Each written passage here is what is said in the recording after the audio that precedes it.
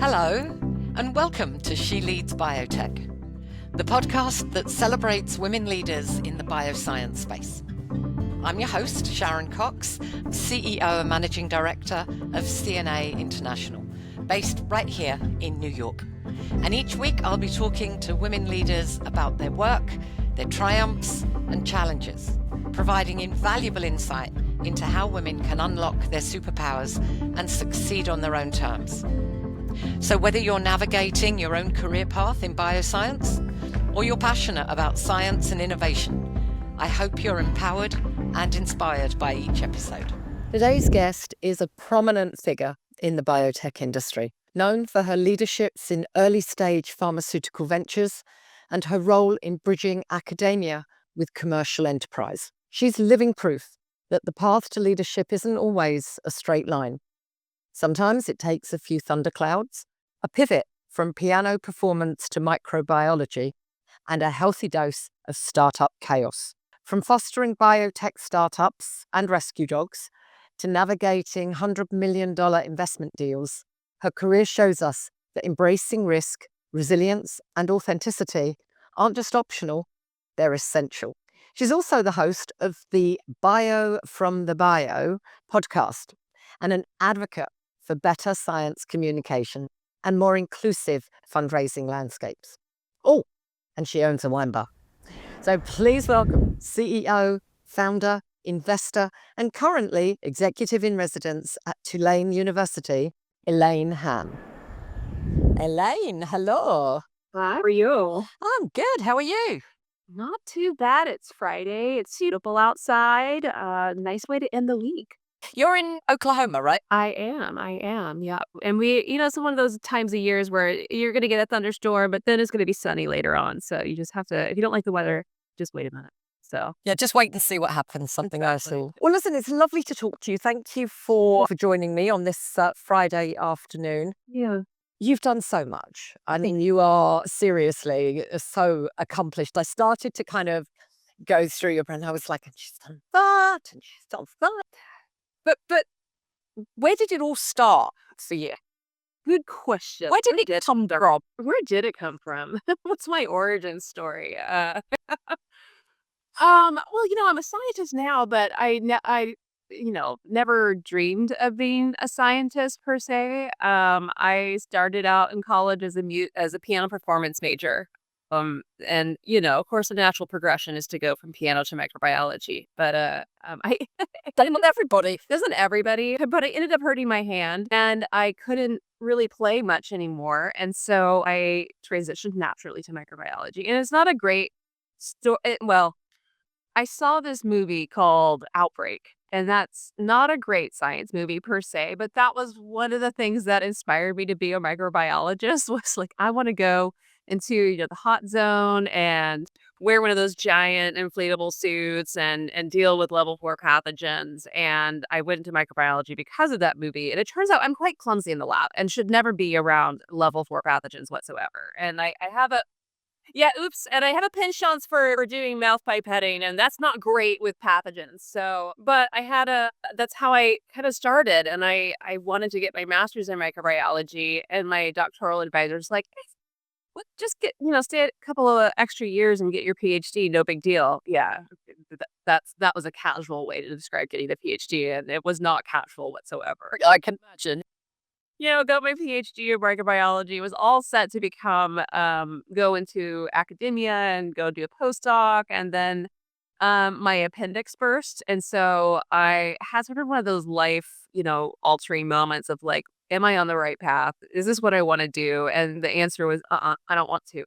And so then it was a little bit of a quarter life crisis of what do I want to do? And, I think that's really kind of where the branching off really began, was understanding and trying to figure out what it is that I enjoy about science and finding my own path. And now it's been a bit of, I always say that you could describe my current career as around startups in some shape or form.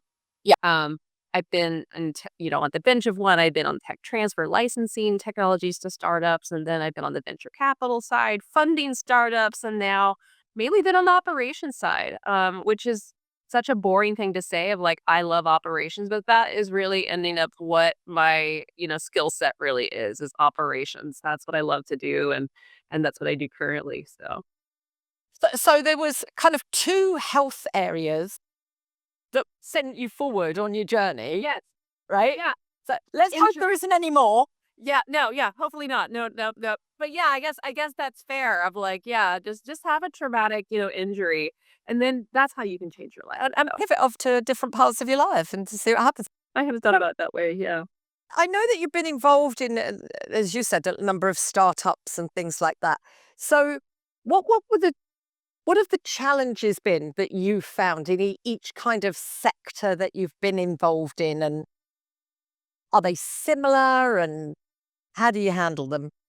Yeah, I've had a number of different startups. Most of them have been in drug development, which it has its own challenges. I mean, biotech drug development already, especially at the early stages, already has a 10% chance of being successful. And then you add on a layer of being in a startup on top of that. That just kind of lowers your success rate each instance. But it's been interesting. I mean, they all kind of share the similar challenges of you kind of have to just go with the chaos sometimes and understanding like what are the risks that you need to tackle. Weirdly enough, I also own a wine bar with my husband. I was saving that. I was saving that. I was like, is she going to bring that up? If not, I'm going to mention that. Drugs and Mention let's talk about it. Yeah, and we tried to open our bar in 2020 and good timing. we were set to open the day the city shut down, and there was a brewery across the hall from us that opened the weekend before. And I'm a microbiologist, and I saw the opening day, and I was like, "That's a petri dish. We can't do this. Nope, nope, nope. We can't do this." So we never really opened. We kind of took everything at the end of our business plan and pushed it to the front of doing like wine classes, but we did them virtually. And we try to keep our goal is trying to how do we pivot? And I think that having had experiences in startups, even though they were in drug development and completely different, it was just sort of like you learn to just kind of I have this decision tree constantly going on in my head of like if something happens, I can go do this, and just being able to sort of adjust quickly. And, still not the craziest startup I've ever been a part of. I mean, sadly, like opening a wine bar, not the hardest thing in a pandemic, not the hardest thing I've ever done. So come on then. What is the hardest thing you've ever done? I was part of an accelerator that managed a portfolio of startup companies, all in the drug development area. And we had a bit of a hostile takeover by the board. They didn't really like where management was taking it. And so they had to do a massive change. And that involved firing lots of people and laying off people. And by the end, I was sort of the last woman standing. And it really was me in this former gorgeous office suite with, a chem lab and an animal facility that I set up and a wet lab that I set up. And it was just me trying to figure out what to do with furniture and packing up boxes by myself. And that was a hard time for sure. And I think that really helped. But it worked out because I learned so much of like how to shut down a company. And that's not something that you in the day put it on the front of your CV. Yeah. I mean, and what's funny is like I think I've kind of created a niche of just like if you want to, figure out whether your company has the opportunity to become a big girl company or fail, you hire me because I can go help, figure out like, yeah, no, you really need to shut this down. Your baby's kind of big. And so I ended up getting this little niche skill set of shutting stuff down. So not the most like fun job, but a little bit of but it's definitely one that is necessary, the cleanup crew. And I think that the earlier you learn that, the better. I remember I worked for a recruitment company very, very early in my career, and they were one of these massive recruitment companies that had literally like an office on every corner. Why, I do not know, but it's an office on every corner. And during the good times, everybody was, whatever going on galore. The bad times came, and I think this was some recession that happened in the So one of the big recessions. one of them. Yeah. They gave me this job, which I didn't actually really understand what it was, but they said, you can be the troubleshooter. Ooh. Ooh, okay. And I thought, oh, that sounds promising. Troubleshooter. Sounds so much better than recruitment consultant. Well, we're troubleshooter. Well, it turned out to be the hatchet woman, basically, was you go into a branch, you drag up the figures by cutting costs or firing people or getting them to do whatever. And then you move that onto another office. So it boosts up that office's supply. And then you shut that one down and pack up the boxes and take it to the next one. And I have to say, it was certainly character building. It wasn't pleasant. Not pleasant. Because it got to a point that I got such a reputation that the minute I would walk into it, people were like, oh no. Well, we'll pack up now, shall we? Because it's ready to shutting it down. But it was certainly, I learned so much from that, how to, it helped me to understand people and understand that they are people and what people go through, and really kind of helped hone my empathy skills and things like that, as well as the practical side of saying, it has to be done. It's a business decision. And it also helped me to learn that it's not personal. It's not personal. And that is the absolute. And that can be a challenging lesson to learn. Both on the sort of like business side, but also the people side, is it's not personal. Yeah. I mean, it doesn't help those people at that time. No, at that time, no. I do think to kind of hold on to that thought process of, that it's not a personal thing. Yeah, yeah. So with the things that you have done, I know that you, obviously being a scientist, you'd probably have been like a lone person sort of at the bench, finding out how to cure these various areas. And then going into companies, you'd have been much more of a team, part of a team, leading a team.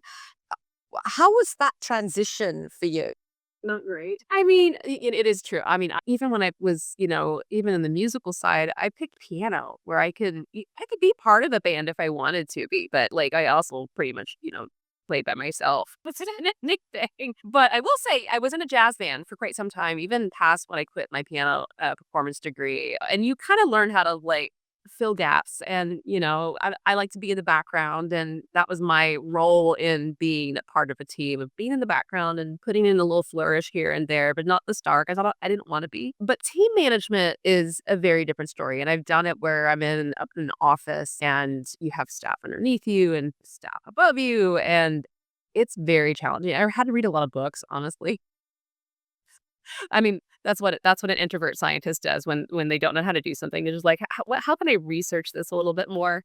So I did read a lot of books, and now I'm at an interesting stage of people management where a lot of my companies are virtual. So we have fractional C-suite people, we have a lot of consultants, and we really are a very modular industry where you progress to different stages, which always requires a different setup in terms of resources and people. So there's always sort of this natural sort of, okay, at this stage, we don't need this type of scientist, we don't need this type of facility. And you move on. So I kind of do people management, but as an introvert does, and it's an interesting way to do it. I think it's probably my preference versus being in the office and having to manage people. I'm part of Tulane right now in the School of Medicine, and we have a book club that I started, and this month's book is about being a manager. And I'm listening to this book and I was like, yeah, no, I guess I'm not meant to be a manager. And it's an interesting sort of conundrum of like, what's a leader, what's a manager? Because there's definitely a difference. And Totally. Yeah. I'm still learning, honestly. So, but yeah, I like I work from home. I work with virtual teams, which I absolutely adore. And it's funny, I have people that I would consider now close friends that I rarely see. And some of them I haven't even met in person. And that's funny because I've worked with a number of companies, obviously since 2020, when it seemed to become the trend to go virtual. And, some handled it well and some not so much. Sure will. But the ones that did handle it well it's almost as if they were born to be virtual. Yeah. It just seemed to everything clicked. And there was one research company that I worked with and still work with, which is more actually on the nonprofit fundraising side for research. And I started recruiting for them in the latter part of 2019. And then they had this whole program of recruitment that was going to happen through from January 2020. And it was going to be like a 2 or 3 year program that was going to roll out. Yeah, they were based in New York. So that it was in office for the whole thing. Yeah. And it then became very apparent that that was not going to happen. And at first it was like that. But within, I don't even know, possibly a week, they had completely pivoted. Yeah. And I think during that time, and the first time that everybody met in person was in November of 2021. When they did a retreat. It was one about the first times that everybody could get together. So they organized this staff retreat. And people that had started employment in February of 2020, right the way, none of this, and it must have been about 25 people that were hired during that period of time. Yeah. It never met who they were working with and who they were working for in person. But when they did eventually meet in 2020 and 2021, it was as if they'd all been together forever. And it just gelled so perfectly. There was no loss of staff throughout that time. It was everybody kind of knew, this is what I need to do. This is how I'm going to do it. And they just got on with it. It was incredible. Yeah. Yeah. No, And if everybody could be like that, it'd be wonderful. We'd never need an office anywhere again, wouldn't we? I know. Well, and it's funny. I mean, I feel like sometimes being in the virtual world, like you tend to learn more about people. I mean, everyone knows my dogs because they'll pop stuff on the camera, occasionally my husband as well. And I love I mean, I was one of those people that love seeing people's kids and just seeing people's lives in a different way versus just office. Office me is a very different from home me, and I think I'm also a lot more vulnerable when I'm on a screen versus in real life. I tend to, I mean, I have a lot more vulnerability and more honesty, I think, when I'm on a screen. And I think that helps with the authenticity in your day-to-day job, isn't it? I mean, there's so much talk about, particularly for women, being authentic and bringing your authentic self. Yeah. And I think that is so much easier to do from a virtual perspective, because as you say, there are things that pop up. I cannot believe that my cat has not yet walked across the screen. No, I was just drinking water, what felt like 10 minutes of him just drinking water. I was like, I hope that the podcast can't hear him just slurping it down over here. So, yep, yep. My dog's name is Gary Busey, and he definitely looks and acts like Gary Busey, the actor. So. Oh, really? Yeah. Okay. So I'm not sure how Gary Busey would feel about that, but we maybe won't mention that. you know what's funny is I met my husband met his cousin, and she said, "Oh, he'd love that. He'd love that." So I've heard that he would probably like that. So. Okay, all right. So while we're talking about authenticity and someone's authentic self, how important is that to you, and how do you kind of show that apart from the on-screen persona? Yeah. What does authentic self mean to you?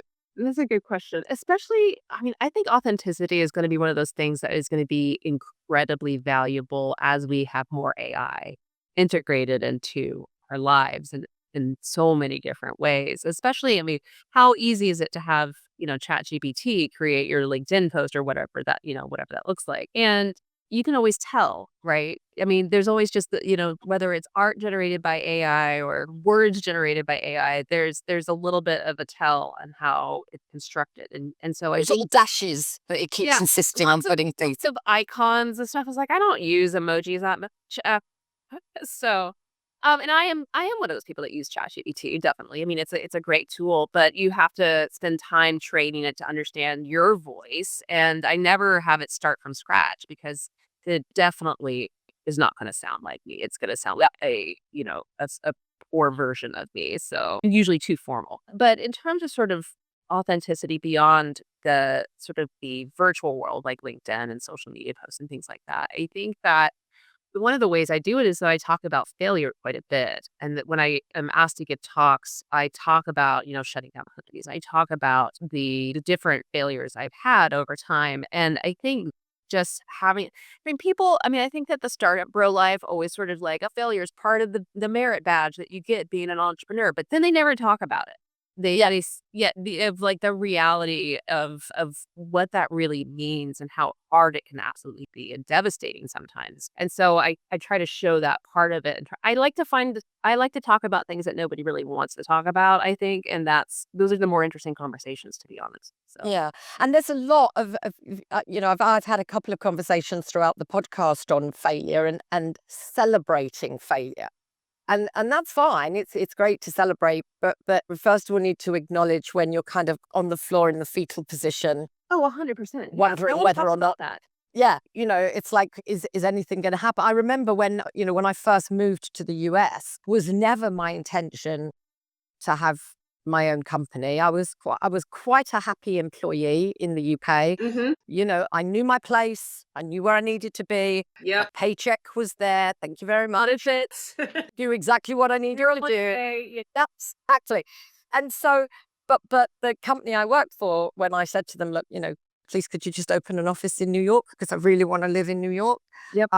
It was to be a Broadway star and stuff like that, but that didn't kind of pan out. But so they said, well, no, we don't, but we do own a franchise of a recruitment company. We'll give you the US to go. I was like, okay. And I thought, oh well, I'm on my way then. What they didn't say was that that's it. It's been fabulous. Thank you for everything you've done for us. So for be successful, not our problem anymore. We look forward to hearing about your successes. Yeah, right. And the times when I had nothing, I had no clients, no contacts, nothing, just donkey's years in recruitment and a British accent. What could possibly go wrong? And I found that actually wasn't enough. And then when you're at the point of counting down how much money you've got left, unless something happens, because if you run out of money, then the visa goes with it and everything goes with it. So I really, working in the particularly with the small bioscience companies, when they talk about funding and extending that runway and making everything as much as they can, I totally get it, because that fear of failure, of packing up my bag and going back to the UK with my tail between my legs, going, well, sorry about that, then quite panic, or hawking my way around Broadway trying to get around, Love it though. Can I do that now? Yeah, was that you have to go, and it certainly was character. Goes back to the character building bit again. It certainly was that. It's hard though. If it doesn't kill you, you can make it happen, but it might kill you along the way, and then you might have to deal with that. So, but you might as well build a data set of like, that was a really crappy time, but I made it through. Came through. Not the way that I probably thought I was gonna do. Not on Broadway right now, but I did do a 2-hour one-woman show. Oh, I love it. Just off Broadway. It's in a cabaret club called Don't Tell Mamas. Oh, I love it. It was actually my story from Brixton to Broadway, which is where I was brought up in Brixton. Was that the name of the show? That was the name of the show, from Brixton. Great. It wasn't. That should be. That's amazing. No, that was it. Brixton to Broadway. This 2-hour one-woman's journey, the bright lights of New York, and oh, that's great. I have to say it was so much fun. But that was I did it the day before my 61st birthday. Oh, that's amazing. And so it was like, it's taken a while, but I'm one step away behind. Yeah, so it's true. What doesn't kill you just makes you stronger and helps you to keep through. And I think it's made me, be fine taking more risks. I guess, I have built up, I'm a scientist at like building data sets, and like, despite everything, even when the pandemic hit and we have this wine bar, it's just like, we're going to make it through. It's not going to look this way we thought it was going to, but we'll make it through one way or another. So, and I think that's another important thing is that it doesn't have to look like, the journey doesn't have to look like how you first started out with it in your head. Yep. It's the 100%. The end result is the important area, not how you start. 100%. That's how you finish. Yeah, and I'm not, I'm definitely one of those people, life's a destination, not a journey. I hate the journey part. I am not a road trip person. I want to get there. But in startup life, like you just kind of, I go through, it's a hypothesis, right? I mean, we think it's going to work out this way and it really is it or not? And then you pursue it or you don't. And then you come up with another one after that. So I think sometimes being a scientist has helped prepare me just for that sort of like, again, it's not personal. Like it's just how sometimes things work and move on, Yep. So. Sucker up and move on with it. And interestingly, talking about risks and things like that, another big part of your world is the investment world. Mhm. You do a lot of that and a lot of money, $100 million deals. Yeah, depends on you. Oh, but bio bucks, those $100 million deals are bio bucks. I don't know, but it's still That sounds good though, right? it does sound good, right? What's your approach to fundraising and investor relations as a woman? Because obviously we all know the statistics. We all know the. Tell me another story. Tell me something I don't know about investor relations from a woman's perspective. Well, having been on the investor side first, I think that I kind of know what I'm up against of how much stuff you see as an investor and a lot of it's real crappy and you really have to sometimes sort through things and you really have to get someone's attention. And everyone says that line about people, we invest in people and it sounds like such a throwaway line, but at the same time they really do, which is a problem as a woman sometimes, which I'll touch on. But yeah, I think having that experience being on the investor side gives me a little bit of perspective of just, again, not trying to take it personally and just, and how do you find a way into their hearts? And sometimes you do and sometimes you don't. I'm currently raising a Series A. We were doing that. We kicked it off in December of 24. JPM was amazing. And now everything just hit the fan. So we're having to adjust. And we have two female founders. I mean, so that's been a little bit of a challenge, to be honest. I mean, we've adjusted our strategy to look at VC firms that have women on staff in senior roles and that they've invested in companies that have invested in women before and Right. not waste our time. If I look at a VC's website and it's just a bunch of old white guys and they invest in young white guys, it's not going to be a fit and I'm not going to waste my time or theirs. Yeah. And so I've had to adjust it a little bit. And it's been an interest. One of our companies has a women's health product too, and you have to kind of get people comfortable with talking about periods and uteruses and all that kind of stuff. And so, but I got a PhD in poop, to be honest. So like I'm always one to just kind of lay it out there and hopefully the most reasonable way possible. But we adjust our story a little bit of just like, when you have, we're working on endometriosis and endometriosis is multifaceted. For women, it's pain. Mm. Which is such a huge issue. And then from a more societal perspective, it impacts fertility, which, that's become a hot topic these days. So you kind of have to think about like, how do you sell this story to somebody as a woman telling a man about endometriosis? What's gonna appeal to them about this? So. Yeah. And what's your advice to women who are looking to get that investment? Because again, it's a topic we've covered a number of times on the show. Yeah. The science is great. Yep. The data looks fab. Everything's good, but I didn't get that funding. Yeah. Is it in the story? Is it being able to take that investor on the journey with you and make them feel what the end result of that's going to be? Yeah, I definitely. In one of my first companies I started by myself, it was a fatty liver disease company. And it was one of those lessons that I learned. I went for it because it made money. I mean, fatty liver disease is such a huge market and it is a serious disease, but it wasn't one I was super passionate about. And I realized I have to pitch something where I can talk about it passionately. I care. I can make other people care because of the way that I talk about it. And that can be challenging. But that was a hard lesson of like, don't just go in it for the money. You have to think about like what's going to drive you because then the investors will feel it. I mean, there's a definite difference in how I pitch that company and the ones that I really have a more, personal interest in. So, Yeah. And I've done a lot of talking to women about honing those storytelling skills because I'm sure there's loads of gaps in the market for women to have to kind of find their way through. But yeah. if that storytelling aspect, a lot of the women that I see who are really successful in getting that investment tend to just be natural storytellers. Yeah. And I don't know whether that's something people can learn, or if not, then get somebody to tell the story for you. If you're not a natural storyteller, you focus on the science bit, but then make sure there's somebody within your team or somebody that you have access to that can sell that story as well.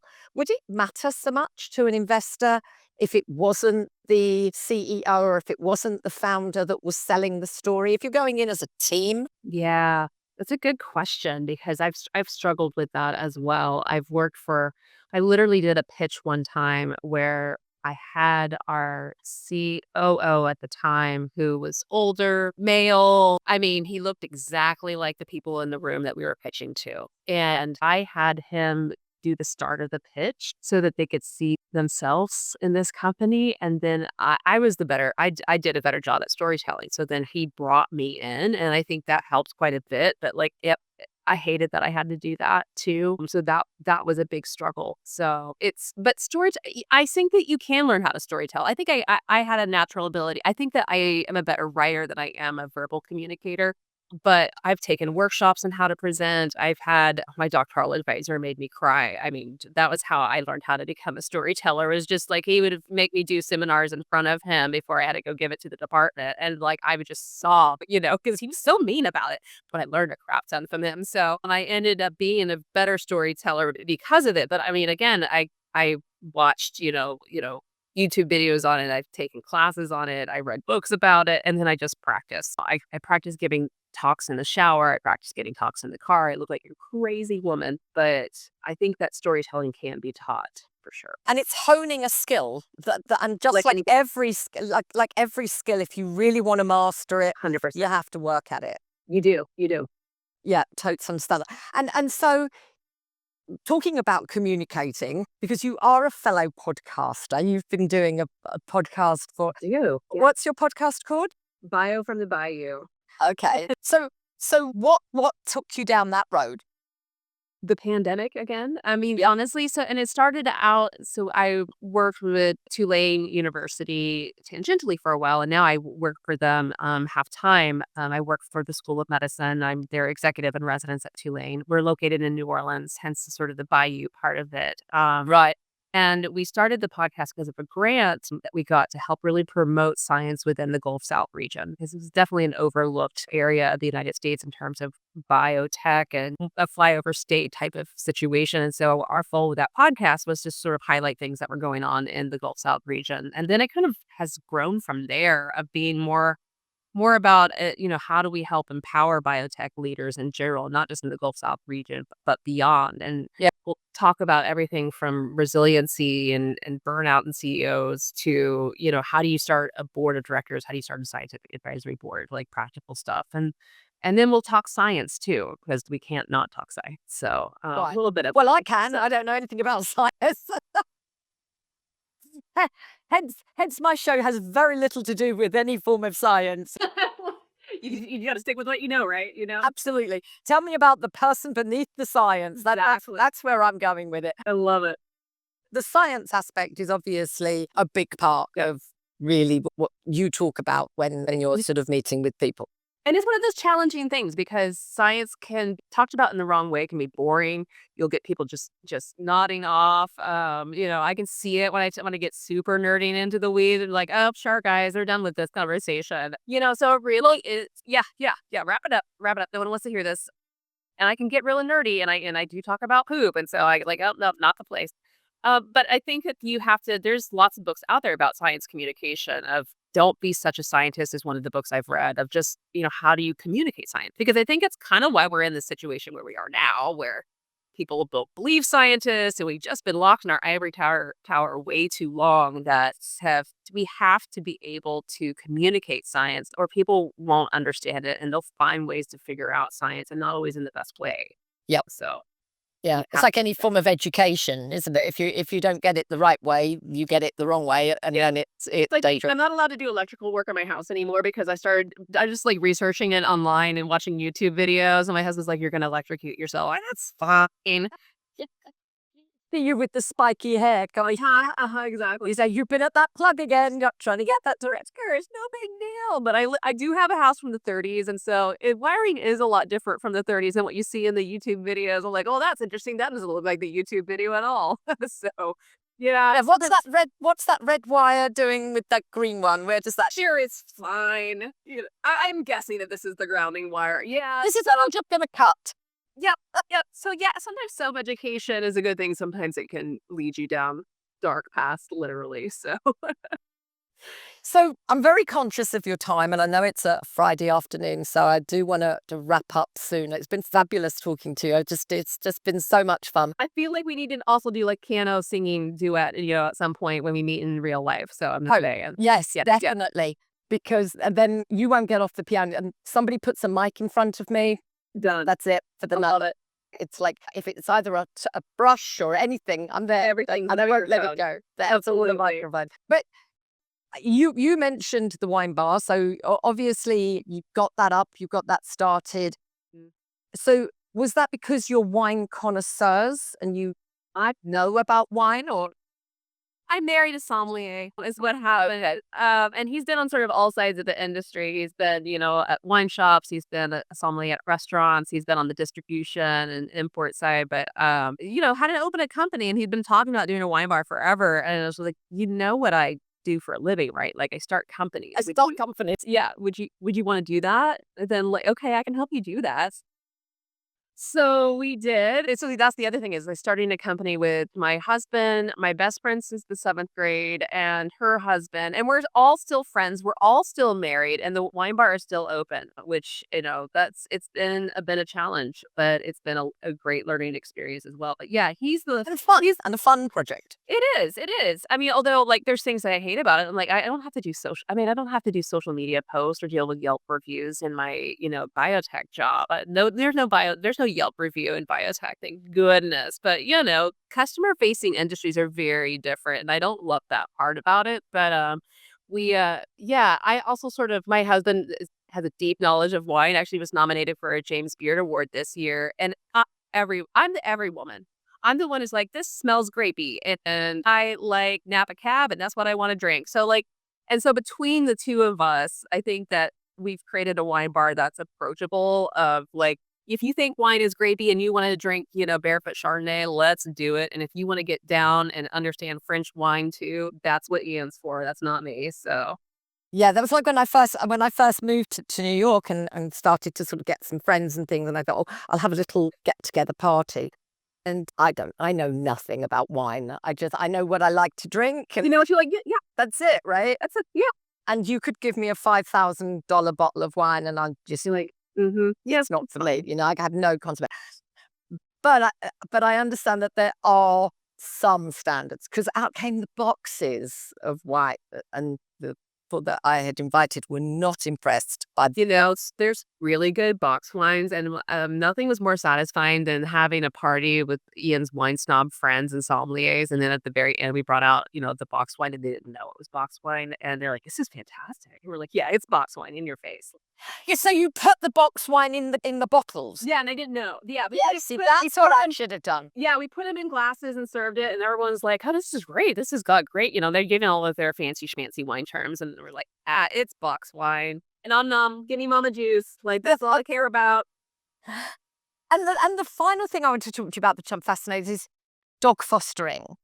But yeah, speaking of dogs, yep, there's one of them. Oh, I wasn't that great. Yeah, there's several below me. Yeah, so it's funny because like we foster dogs. So basically, dogs that have been in the shelter too long, or they've been dumped or something, and they need to find a home, but they really need some help, becoming a little more presentable, or they need a place because they don't room in a shelter. We've taken on several foster dogs and get them sort of gussied up for becoming a pet, and kind of teach them how to be a dog and figure out sort of what their problems and challenges are. And we've foster failed. Gary Busey is a foster fail for sure, and it's happened. But what's funny is someone pointed this out to me, is like I tend to just foster drugs as well. So like what I do in my biotech life is very similar. Like you take a product, You figure out what the flaws are and what the risks are, and then you try to de-risk it and move it onto the right home. And so I guess that's what I was always meant to do, whether it was dogs or drugs. And that's exactly what I was going to ask you. I'd written that. How does that, the different things you do, how does that enrich? How does it all relate? How does it all come together? And you've just answered me. You've just given me the answer. It's all there. The leadership, community, everything. We have a wine club that we call it our bottle fostering program too. So like we tie it all together. So we do the little write up, like let's talk about the flaws and the issues with this wine and the things that you're gonna love about it, and the same thing. We figure out how we can make this the best thing possible. Wow. Well, there you go. And I will leave it at that. I won't push any more for you on things. Really, just to say, Elaine, I know I've been stalking you for quite some time to come and chat to me. I'm so excited to do this. It's really great to learn. Good fun. I've really enjoyed talking to you and learning more about the stuff you do. You're in cell and gene therapy at the moment, aren't you? Is that the stuff that you have? A little bit of everything. I have 2 small molecule companies, 1 siRNA, and then gene therapy. So yeah. The reason I'm asking that is that I'm obviously, by the time this airs, it's likely to have been and gone. But right now I'm looking for people who may look to benefit from a virtual leadership or whatever meeting with Tom Whitehead. Emily Whitehead. Oh, man, yeah. So I won this in Dallas. I was at the Advanced Therapies Week in Dallas. Yeah. And at the quite well. awards dinner, I won this raffle prize.